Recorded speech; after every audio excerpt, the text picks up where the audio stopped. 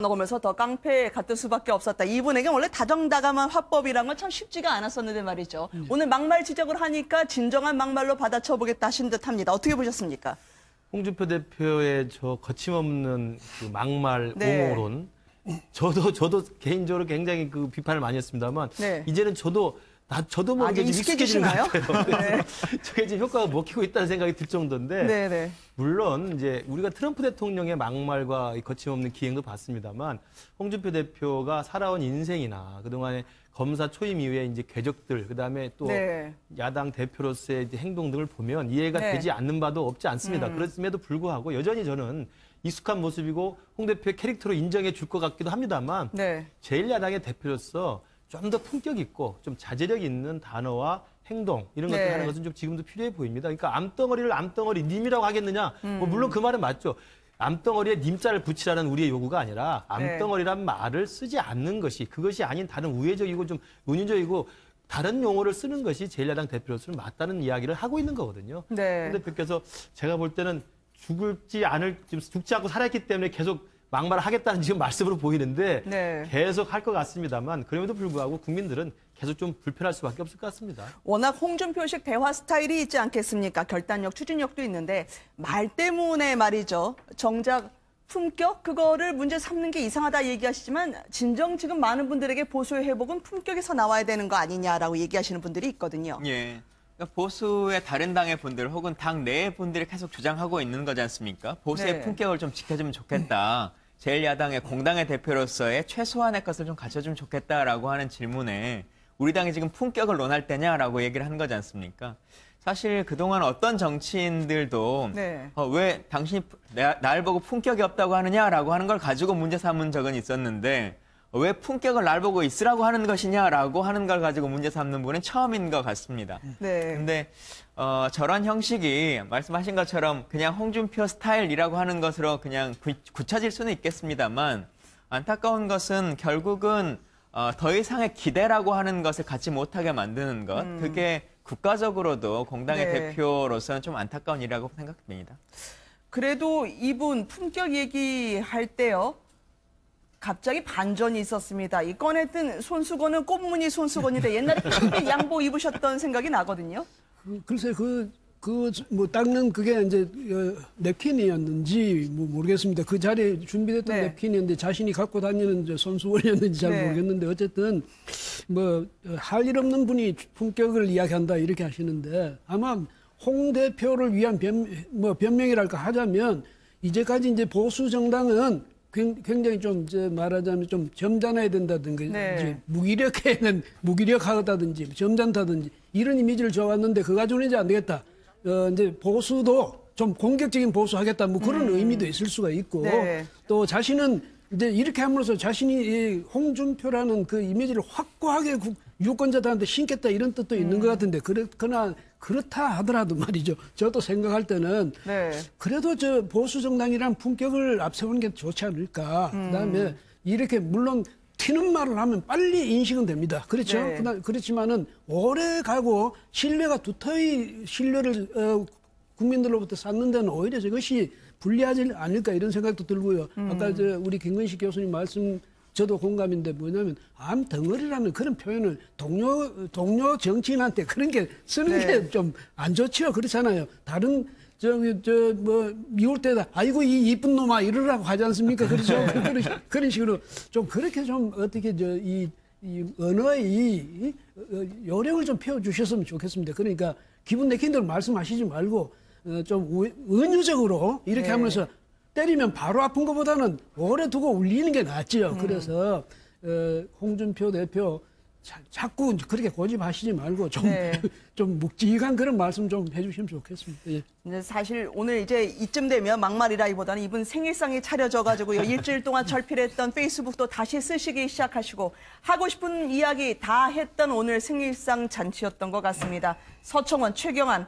이 최경환 의원은 아직 검찰에 가지 않았습니다만 자연 소멸 절차로 가는 중이라고 하고요. 사람이 죽을 때가 됐을 때 본질을 숨기는데 나는 아직 죽을 때가 아니다라고 얘기한 홍준표 대표였습니다. 원내대표 경선에 좀 유력했던 김성태 의원까지요. 이제 작고하신 노무현 대통령에게 자유한국당이 배워야 된다는 말을 하면서요. 어쨌든 조금 강성 야당으로 두 분이 함께 발맞춰 가고 있는 것 같아요. 그런데 말이죠. 이 모래시계 검사로 명성을 얻었던 홍준표 대표 아니겠습니다. 그런데 25년 전에 악영이었죠. 당시에 조직폭력배 두목이라고 지목했던 분이 홍준표 검사, 바로 홍준표 검사가 예. 두목이다 지목을 했는데 나 무죄일 수 있다고 재심을 청구했더라고요. 모래시계 아마 드라마 모든 국민들이 아마 정말 애청했던 드라마고요. 그때 네. 당시 유명했던 게 모래시계 귀가란 말이 있을 정도로 모든 약속을 그렇죠. 취소하고 모래시계 보러 갔던 저도 기억이 있는데 그 모래시계 드라마로 사실은 홍준표 검사가 모래시계 검사로 일약 정치에 입문하면서 관심을 끌었습니다. 근데 그렇죠. 지금 굉장히 공교로운 것은 오늘 생일날인데 홍준표 대표가 모래시계 검사로 정말 명성을 떨쳤던 그 대표적인 것 중에 하나가 국제적인 국제 PJ파라고 하는 그 범죄 조직을 일망타진한 것이었는데요. 네. 그때 두목으로 홍준표 검사가 직접 기소한 사람이 여운환 씨라는 분이 있습니다. 네. 여운환 씨가 이제 그 전체 조직 범죄 조직의 두목으로서 기소를 시켰는데 이분이 지금 다 형을 다 살고 나와서 네. 홍준표 검사를 잘못 자기를 기소했다는 이유로 지금 재심 청구를 한 상태입니다. 그러니까 재심 청구를 하면 법원에서 다시 재심 청구 여부를 판단해서 네. 재심할 소지가 있으면 다시 재심이 시작되는 거거든요. 그렇다고 한다면 지금 홍준표 검사가 모래시계 검사로 명성을 떨치게 했던 그 조직 보스, 그러니까 조폭의 보스가 나는 억울하다라고 지금 다시 재심을 청구하기 때문에 네. 홍준표 대표로서는 굉장히 법리적으로도 좀 공경에 처할 가능성이 있어 보입니다. 이게 만약에 무죄가 되면 어떤 영향이 있는 겁니까? 무죄일지 아니면 뭐 형에 감경될지 아니면 네. 뭐 그동안 기소됐던 내용 중에 일부가 좀 무죄로 판결될지 모르겠습니다만 어쨌든 기소했다는 그렇습니다. 게 흔들린다면 기소했던 홍준표 검사의 검찰로서의 날카로운 어떤 이 사법적 단죄는 굉장히 흔들릴 가능성이 크죠. 더불어민주당의 박영선 의원이었는데요. 사실상 출마 선언 같은 행사였습니다. 이 자리에 의회 분이 참석을 했던데요. 일단 그 현장으로 모시겠습니다. 박영선 의원입니다. 노승일 씨, 이리 와서 한마디 해주시죠. 오늘 어떻게 이렇게 바쁘신데 오셨어요? 네, 오늘 저 의원님 그 서울대 걸으신다 그래가지고 정동길은 저기 안 걸어봤거든요. 아, 그러셨어요? 근데 오늘 1일이잖아요. 집사람이 많이 sem을 내더라고요. 같이 오시지. 내가 아닌 다른 여자와 같이 서울 길을 처음 걷는다니. 그래서 오늘 특히 깊은 날이고, 그다음에 이제 저도 이제 의원님하고 안창범 교수님한테 그 정동길에 대해서 이제 많이 들어야 저도 이제 아이들한테 알려줄 수 있어서. 본격적으로 몸을 풀고 계시는 분들이 자천 타천으로 적지 않은 것 같습니다. 박영선 의원은 오늘 계속 걷던데 말이죠. 어떻습니까? 오늘 꽤 많은 분들이 참석한 것으로 전해지고 있던데요. 당에서는 예상했던 일입니까? 예, 한 20분 정도가 오셔서 축사의 네. 말씀도 하고 또 격려도 하고 이제 그랬던 것 같은데요. 아마 공식적인 출마 선언을 하게 될 때는 더 많은 분들이 함께 하시지 않을까 이렇게 네. 보여집니다. 그리고 또 우리 당내에서도 현재 박원순 시장이 있기 때문에 그에 네. 대한 고민도 좀 있으신 것 같고 또 박영선 의원 외에도 여러 후보군들이 또 준비하고 있어서 네. 또 여러 행사를 다 가기는 또 좀 부담스러운 것이 있지 않습니까? 그래서 그런 고민들을 같이 안고 계신 것 같습니다. 네. 아까 보니까 노승일 전 K스포츠재단 부장이 있던데 아직까지도 박영선 의원하고 서로 교류를 하시는 모양이죠? 그렇죠. 노승일 전 부장은 이제 작년에 다 기억하시겠습니다만 이 국정농단 사태 관련된 국정조사 청문회에서 오히려 박영선 의원을 딱 지목해서 박영선 의원에게 자기를 맡겨서 네. 노승일 부장을 사실은 박영선 의원이 보호하는 그런 분위기 속에서 이제 노승일 부장이 청문회에 나와서 아주 폭발적인 질문을 증언하지 않았습니까? 그렇죠. 그것이 사실은 이제 국정농단 사태에 큰 영향을 미쳤던 것 같고요. 그래서 아마도 그 뒤로도 노승일 부장 스스로도 박영선 의원을 쫓아갈 수밖에 없었다. 박영선 의원을 내가 신뢰할 수밖에 없었다. 이런 이야기를 했기 때문에 둘 사이의 관계는 아마 인간적 관계로서 신뢰 관계로 계속 형성이 됐던 것 같고요. 네. 지금 화면에 나왔던 그 서울 시내 걷기 행사에서도 아마 노승일 부장이 나타난 것도 그런 인간적인 신뢰 관계와 인간적인 그 우호 관계를 입증하는 그런 아마 모습으로 보입니다. 근데 박영선 의원이 이제 서울시장 출마에 본격적인 시동을 걸었다고 한다면 네. 가장 크게 이제 경계할 분이 바로 이제 박원순 현 시장 아니겠습니까? 네, 그렇죠. 이제 내년 3선을 도전할지 말지 고민 중이실 텐데 박영선 의원이 아마 서울시장에 공식 출마 선언한다고 한다면 이 두 의원들 사이 박영선 의원과 원순 시장이 둘 다 창녕꾼이라고 유명하지 않습니까? 네, 그렇죠. 지난번에 홍준표 대표 이야기를 했고 그래서 두 분 사이 아주 빅매치가 아마 국민들한테는 관심을 끌 것으로 보입니다. 네. 창녕 출신인 박원순 시장한테는 당을 위해서 좀 경남지사로 희생을 하면서 대선 주자로 발돋움해야 되지 않겠냐라는 의견이 전달된 것으로 전해졌었는데 얼마나 난감하시겠습니까? 사력을 다해서 이분은 경남지사 안 나간다 이야기를 하고 계시는데요. 절박하게 나름의 정의층을 공략하는데 혼신의 힘을 쏟아붓고 있습니다. 이 영상 보고 많은 분들이 깜짝 놀라곤 했었는데요. 권력 의지가 엿보입니다. 함께 보시겠습니다. 랩이라는 게 그냥 막 마음대로 하면 되는 거야.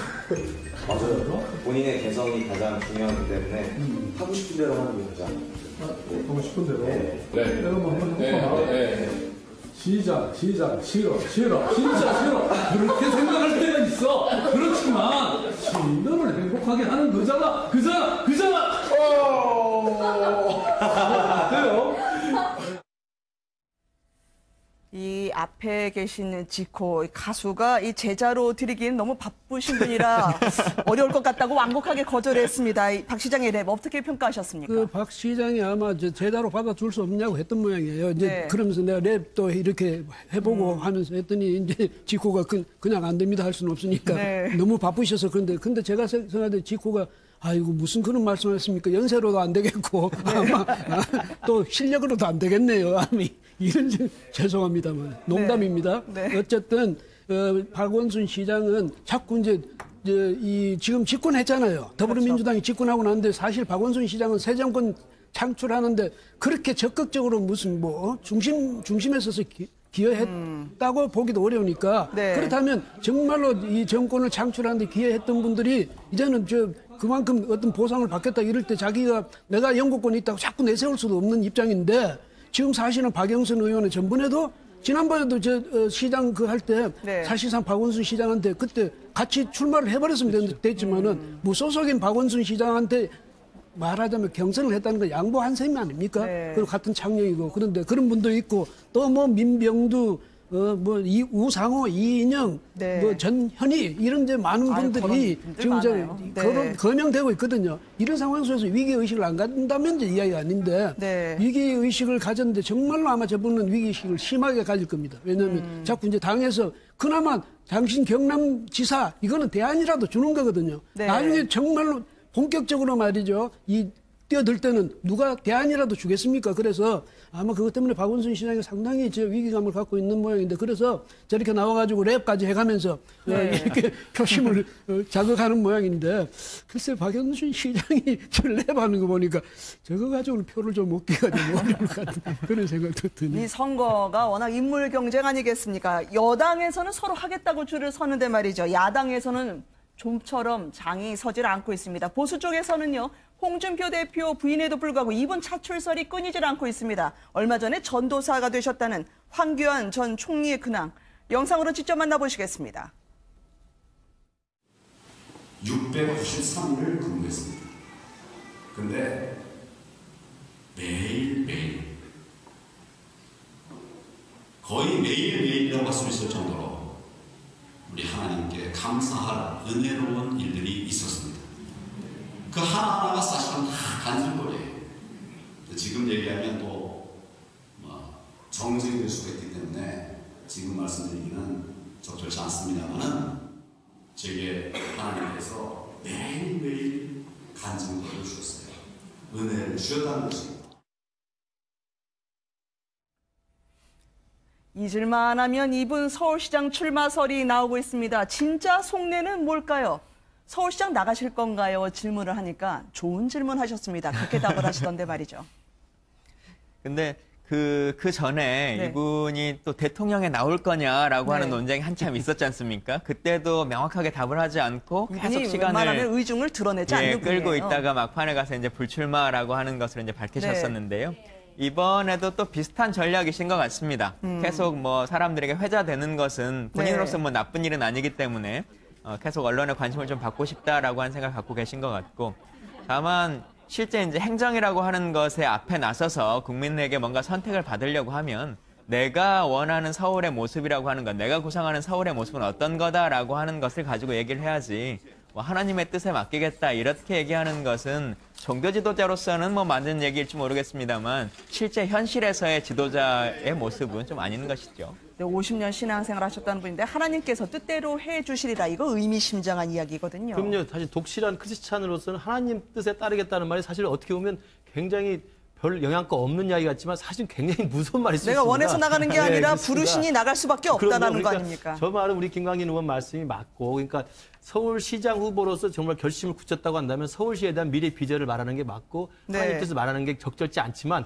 크리스찬의 입장에서 본다면 저건 굉장히 또 자기 뜻을 다지는데 굉장히 중요한 방패매가 될 수도 있어요.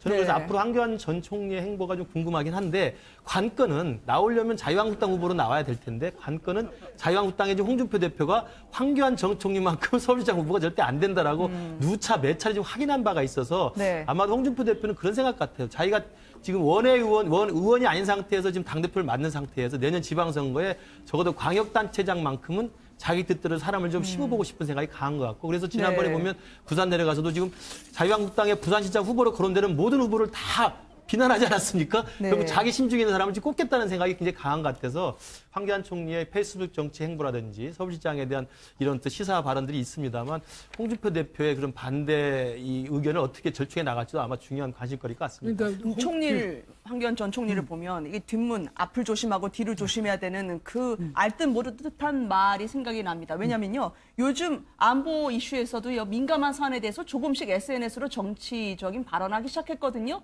근데 말로는 아직 모르겠다라고 말씀하시는 이분의 속내는 뭘까요? 그러니까 전번에도 그랬고 정말 아까 김 의원 말씀처럼 전번에도 대선 출마 여부를 할 때도 사실 속으로는 굉장히 나오고 싶었을 겁니다. 근데 이번에도 마찬가지일 겁니다. 근데 대개 이제 저렇게 오랫동안 공직에 계셨던 분의 특징이 뭐냐면 대개 떠받들려서 초대받아서 나가고 싶지. 왜냐하면 그 살벌한 그 경쟁판에 바로 뛰어들기를 두려워하거든요. 그래서 그런 점에서 보면 황교안 의원도 마음속으로는 하고 싶은 마음 굴뚝 같은데 누가 나를 좀 초대해줬으면 좋겠다. 그래서 그러면 나는 하나님의 뜻이다 이러고 나갈 수가 있을 텐데 아마 이런 생각을 갖고 계실 텐데 그런데 우리 한국 정치판에서는요. 그런 생각으로는 정말 반기문 전 사무총장 예가 있지 않습니까? 그분도 처음에는 그렇게 기대했거든요. 근데 안 되잖아요. 그래서 황교안 전 총리가 정말로 마음이 있다면 지금 두 분 말씀하신 대로 정말 본격적으로 자기가 나서든지 이렇게 해야 되는데 아마 자유한국당 내에서 홍준표 대표가 대표로 있는 한에는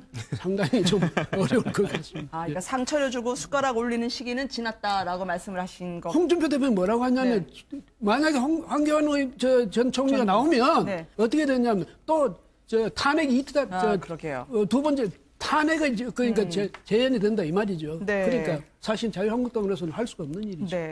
못 이겨나가는 국면을 예상하고 계신 걸까요? 그렇지만 당에서 시키는 건 무엇이든 하겠다는 분, 서울시장 생각 없다고 하지만 여전히 여운이 남아있는 안철수, 유승민 이 두 분은 일단 지금 서로 예산부터 이렇게 맞장구 치는 게 좋을 것 같긴 한데 예상은 어떻게 하십니까? 서울시장이요.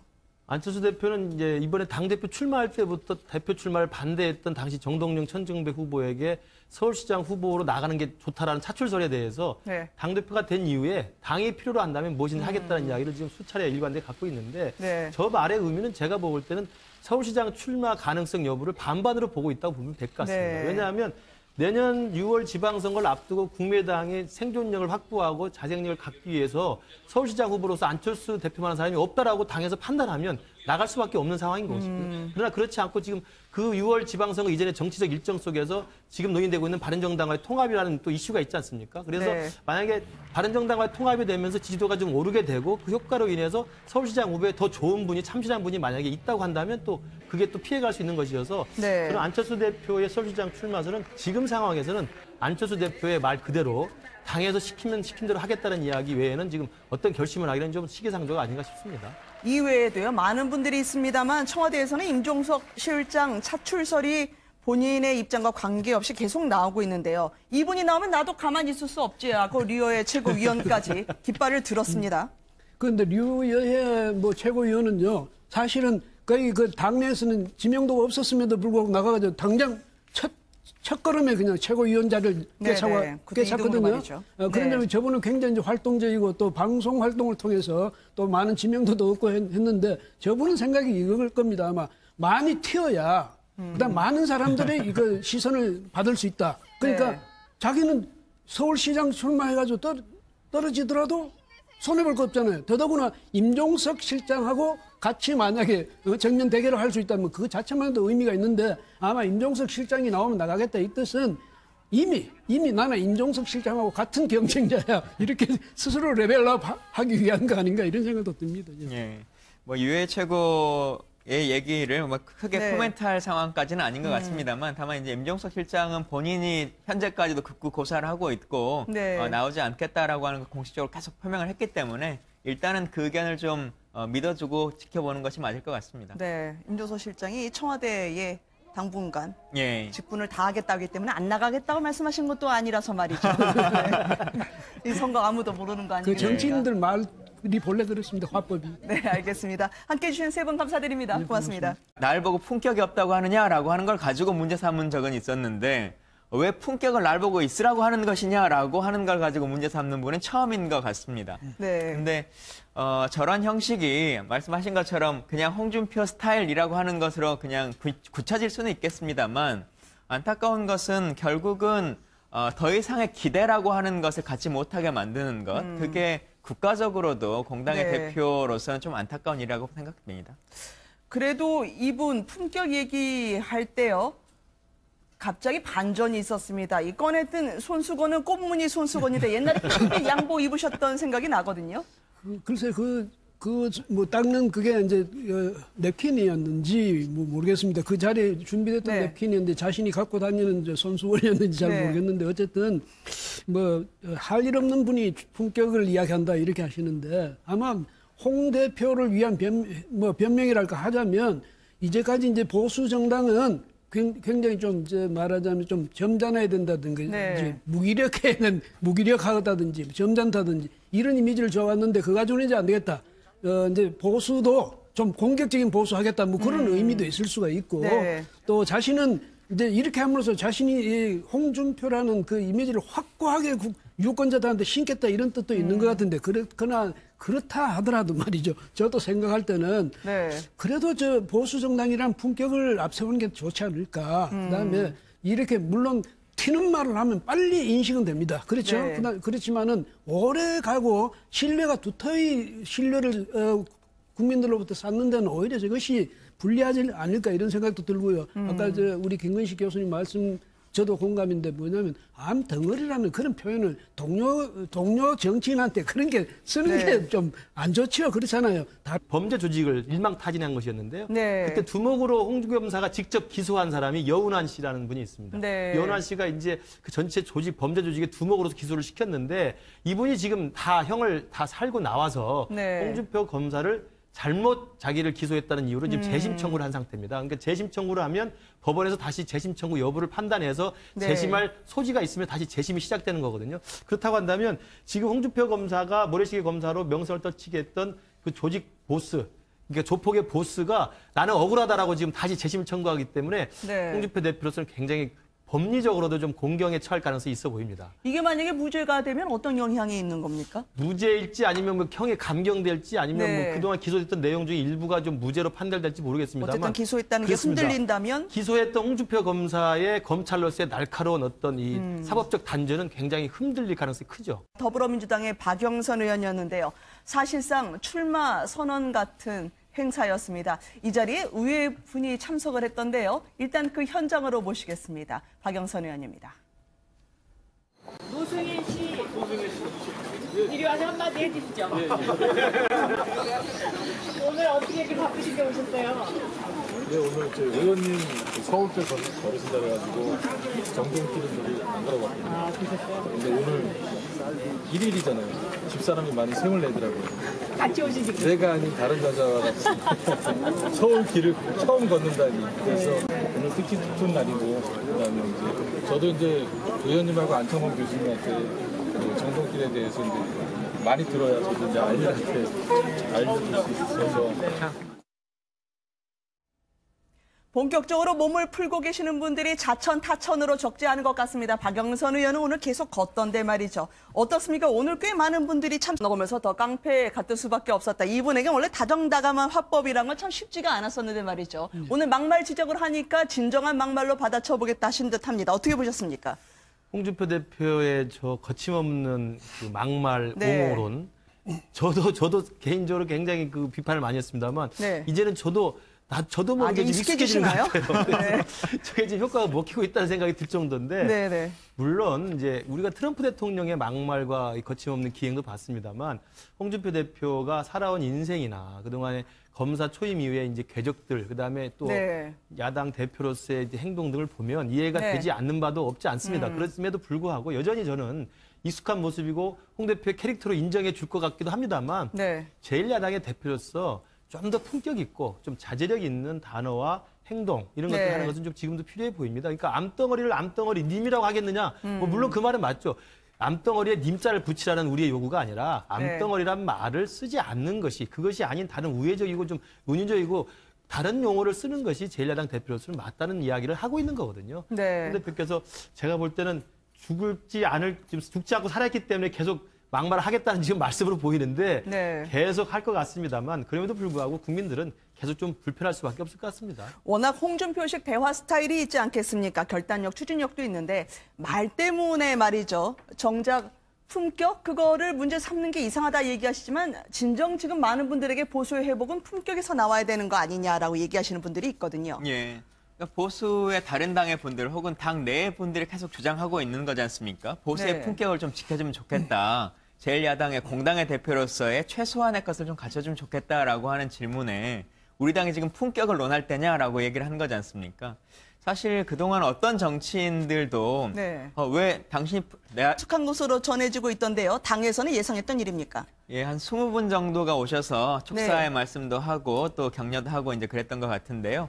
아마 공식적인 출마 선언을 하게 될 때는 더 많은 분들이 함께 하시지 않을까 이렇게 네. 보여집니다. 그리고 또 우리 당내에서도 현재 박원순 시장이 있기 때문에 그에 네. 대한 고민도 좀 있으신 것 같고 또 박영선 의원 외에도 여러 후보군들이 또 준비하고 있어서 네. 또 여러 행사를 다 가기는 또 좀 부담스러운 것이 있지 않습니까? 그래서 그런 고민들을 같이 안고 계신 것 같습니다. 네. 아까 보니까 노승일 전 K스포츠재단 부장이 있던데 아직까지도 박영선 의원하고 서로 교류를 하시는 모양이죠. 그렇죠. 노승일 전 부장은 이제 작년에 다 기억하시겠습니다만 이 국정농단 사태 관련된 국정조사 청문회에서 오히려 박영선 의원을 딱 지목해서 박영선 의원에게 자기를 맡겨서 네. 노승일 부장을 사실은 박영선 의원이 보호하는 그런 분위기 속에서 이제 노승일 부장이 청문회에 나와서 아주 폭발적인 질문을 증언하지 않았습니까? 그렇죠. 그것이 사실은 이제 국정농단 사태에 큰 영향을 미쳤던 것 같고요. 그래서 아마도 그 뒤로도 노승일 부장 스스로도 박영선 의원을 쫓아갈 수밖에 없었다. 박영선 의원을 내가 신뢰할 수밖에 없었다. 이런 이야기를 했기 때문에 둘 사이의 관계는 아마 인간적 관계로서 신뢰 관계로 계속 형성이 됐던 것 같고요. 네. 지금 화면에 나왔던 그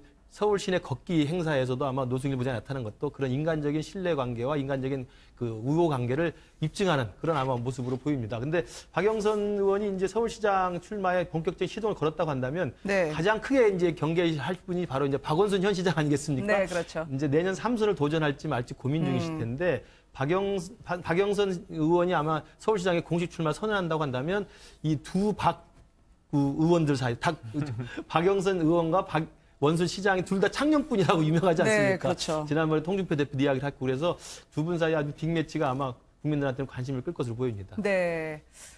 창녕 출신인 박원순 시장한테는 당을 위해서 미울 때다. 아이고 이 이쁜 놈아 이러라고 하지 않습니까? 그렇죠?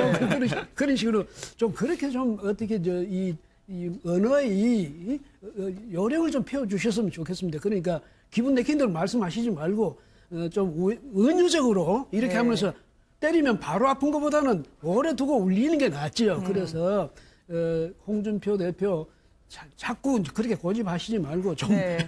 좀 묵직한 그런 말씀 좀 해주시면 좋겠습니다. 예. 근데 사실 오늘 이제 이쯤 되면 막말이라기보다는 이분 생일상이 차려져가지고요. 일주일 동안 절필했던 페이스북도 다시 쓰시기 시작하시고 하고 싶은 이야기 다 했던 오늘 생일상 잔치였던 것 같습니다. 서청원, 최경환. 이 최경환 의원은 아직 검찰에 가지 않았습니다만 자연 소멸 절차로 가는 중이라고 하고요. 사람이 죽을 때가 됐을 때 본질을 숨기는데 나는 아직 죽을 때가 아니다라고 얘기한 홍준표 대표였습니다. 원내대표 경선에 좀 유력했던 김성태 의원까지요. 이제 작고하신 노무현 대통령에게 자유한국당이 배워야 된다는 말을 하면서요. 어쨌든 조금 강성 야당으로 두 분이 함께 발맞춰 가고 있는 것 같아요.